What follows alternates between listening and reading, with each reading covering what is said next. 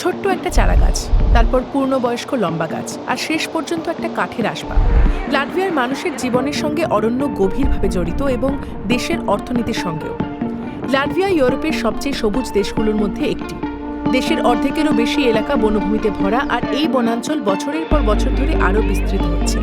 প্রায় 80% লাটভিয়ার মানুষ জানান যে তারা নিয়মিত বনে জঙ্গলে সময় কাটান। ডাসি উজ্জ্বলা বলেন, গাছের মাঝেই নাকি তার বড় হয়ে ওঠা। Man tēvs bija mežzinis, un es tā kā no mazām dienām to vien redzēju kā mežu. এখন ডাসে লাটভিয়ান স্টেট ফরেস্টস সংস্থায় কাজ করে। এই প্রতিষ্ঠানটি দেশের প্রায় অর্ধেক বনাঞ্চল পরিচালনা করে। ডাসে নতুন গাছ লাগানোর কাজ তদারকি করে।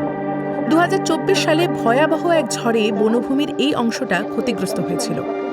এখন ডাসে ও তার দল বনের সহনশীলতা বাড়ানোর কাজ করছে।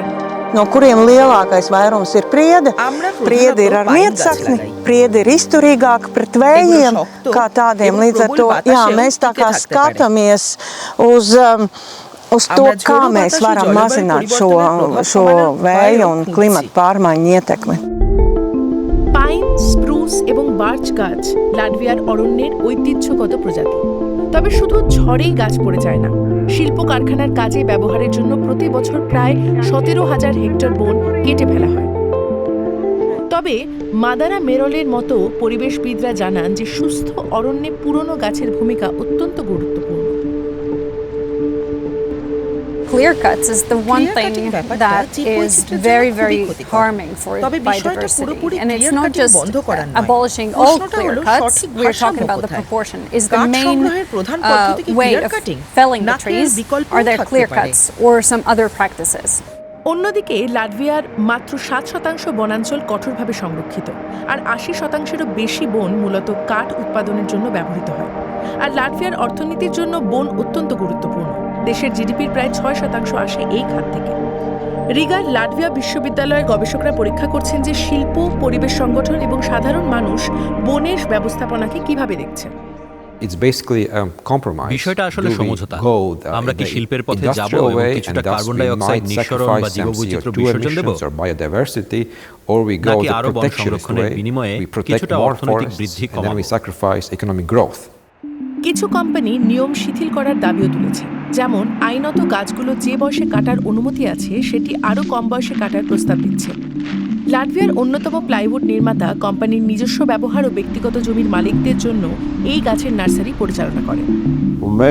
আইনত একটি বার্চ গাছ 71 বছর না হলে কাটা যায় না। এই গাছটির বয়স 26 বছর। আমাদের জন্য এটির খুব বড় হওয়ার দরকার নেই, বরঞ্চ বেশি বড় হলে আমাদের কাটার মেশিনে ধরবেও না। লাটভিয়ার কাঠের বড় একটি অংশ কাঁচা গুঁড়ি বা পাল্পউড হিসেবে রপ্তানি হয়, তারপর অন্য দেশে তা উচ্চ মূল্যের পণ্যে রূপান্তরিত হয়। চার্লস গ্রিনবার্গস এই ধারাটা বদলাতে চান। তিনি দেশের উত্তরে উডহার্ট নামে একটি ছোট ফার্নিচার কোম্পানি চালান। আমরা কাঠের মূল্য বা গুরুত্ব বাড়াই। লাটভিয়ায় কাটা গাছ বা কাঠের গুঁড়িগুলো শুধু কাঁচা অবস্থায় বিদেশে রপ্তানি করা উচিত নয়। প্যানেল, জানালার ফ্রেম এবং নানা ধরনের আসবাব সবই লাটভিয়ার কাঠ দিয়ে তৈরি। এগুলো দুবাই থেকে কানাডা পর্যন্ত সারা বিশ্বে রপ্তানি হয়। 8 বছর ধরে টালেস তার কোম্পানি বাড়িয়েছেন।